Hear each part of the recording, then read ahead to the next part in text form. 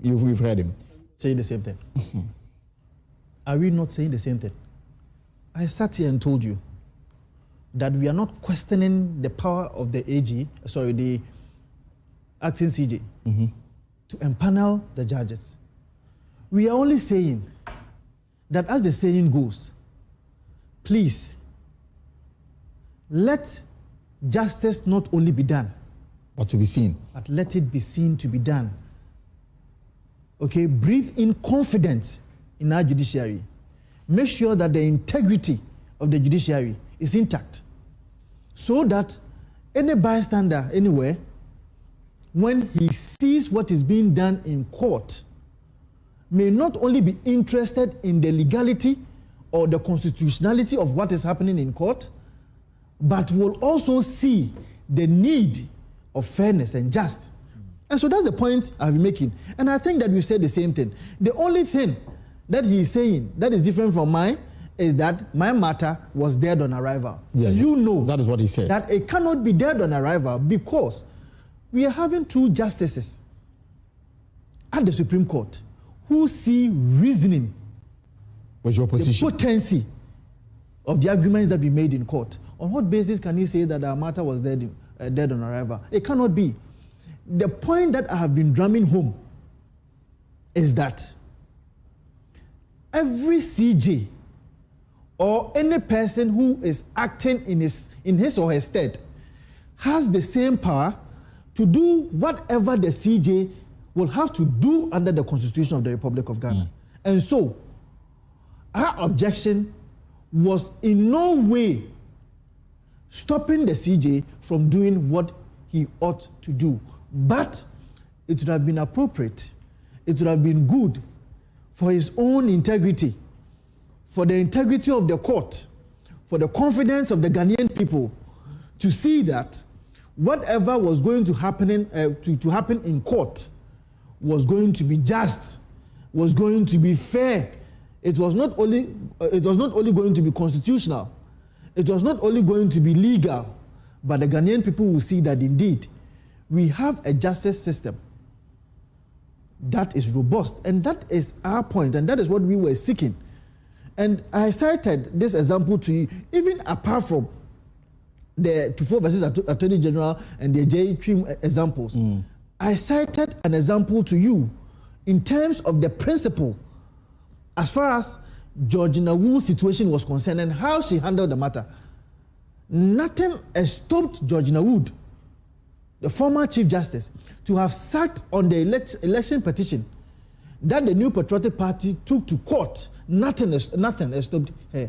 Nothing also has stopped her from even empaneling the sort of judges who should sit on it. Right. But see, if you are an acting CD and we have a panel of judges that is sitting on the matter, then as soon as you have been appointed, you change the members. And all those members that you brought in, including he himself, voted against our injunction. Whatever the basis may be, and listen to me very well. And the reason they say will come out on the 21st of May. As an officer of the court, whatever the basis may be, it may be constitutional, it may be legal, but in the minds of an ordinary person, have you been able to create that impression that there was fairness, that there was just, and that I, as a Ghanaian, and even investors should have confidence in the judiciary or the justice system? The reason, unfortunately, that threshold has not been met. And it is disappointing. The reason, unfortunately, according to the court, will come out on 21st of May. So it's unclear the reason behind the decision they took today. But you were in court seeking what exactly? To get clarity as to what time a sitting Chief Justice should be told of a petition against him or her? You remember we went to court on two matters. The first injunction application that we sought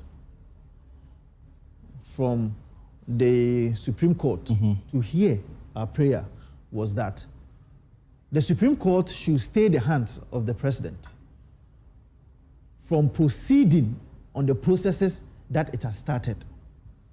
Because at the time, you remember, His Excellency the President, upon receiving the petition, had not ferried the petition to the Chief Justice. The February letter that emanated from the office of the President only said that they have triggered what? The consultation processes. Our position at the time, which we did so by way of the initial injunction, was that please stay in the hands of the president. But today, when we went to court, we withdrew that aspect and went ahead with our second interlocutory injunction, which sought to suspend the suspension of the Chief Justice. What was the basis? Our basis is that, yes, Article 1466 says that the automatic procedure that should follow after a president of the republic has received a petition is to go and consult the Council of State. That is what Article 1466 is saying. Right. But you and I know that the Constitution since 1992 needs review, and for that matter, case law has come to, as it were, fill in the lacunas that we find in our Constitution. So my submission to the court was that anytime a petition is received, the president ought to ferry the petition to the CJ even before any consultation whatsoever will start. And the court asks you in this case, because you took this matter to court, right, to point out the exact provision in that article that talks about timelines within which the CJ should be informed. You see, and from what we have been told, that was why I was scandalized, and that was why I was surprised. And with the greatest of respect, it was coming from my own boss, someone I practiced from his own chambers.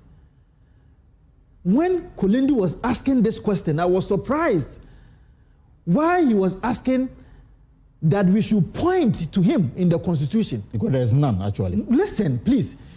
When you are supposed to find a prima facie against the president, do you find that in the Constitution? Against the CJ, do you find that in the Constitution? Not exactly. Today, if there's a petition to remove the Electoral Commission, has that process been well defined in the Constitution? I'm asking you. Today, if there's a petition against Jane Mensah, the Constitution has not provided for any procedure to remove the Electoral Commission. Is that not the case? It is. It was a matter of case law, one, and interpreting the Constitution purposively in accordance with the Interpretation Act of Ghana, that in interpreting the Constitution, you need to do so by way of the combined effect of the letter and the context. And also, when SOA, JSC said in the 24 versus Attorney General, that in reading the Constitution, please make sure that you do so by the letter and the spirit of the Constitution. It is on that basis that a lot of meanings have been read into our Constitution to give meaning to it so that it does not result into absurdity. So I disagree with the court when the court even asked that question, that because it has not been stated in the Constitution, then it means that that is not legal. No. So Honorable Assafuah, not our jurisprudence. So Honorable Assafuah, what is next for you as far as this matter is concerned, or the case, or the door is closed? Well, the door cannot be closed. If you meet a bench, 5-member panel, who says that the potency of your argument is apt, and for that matter, I go with what you say, 2 of them. 3 saying that I disagree with you.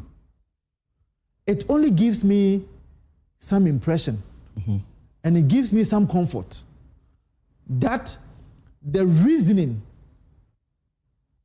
for me going to court has some merit. And so you're going for a review? And so, if on the 21st of May, I see the reason behind the ruling, then if I'm not satisfied, then I am likely to file for a review. A review of this case. For the court to review its own decision. All right. That the decision that it gave cannot be made to stand. It does not bring about the kind of fairness and just that we want to see in our judiciary. We'll leave it here for now and wait for the decision or the reason behind the decision of the court to be made known on the 21st of May.